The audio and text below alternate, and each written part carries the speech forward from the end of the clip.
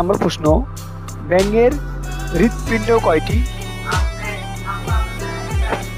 সাধারণত মানুষের হৃৎপিণ্ড একটি, আর ব্যাঙের হৃৎপিণ্ড তিনটি।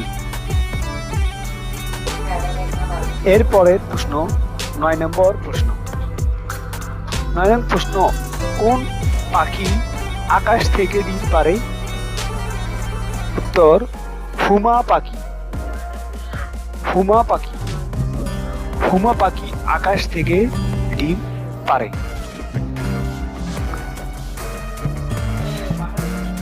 10 নং প্রশ্ন, শান্ত সাগর কোথায় অবস্থিত? উত্তর, চাঁদে শান্ত সাগর অবস্থিত। এটি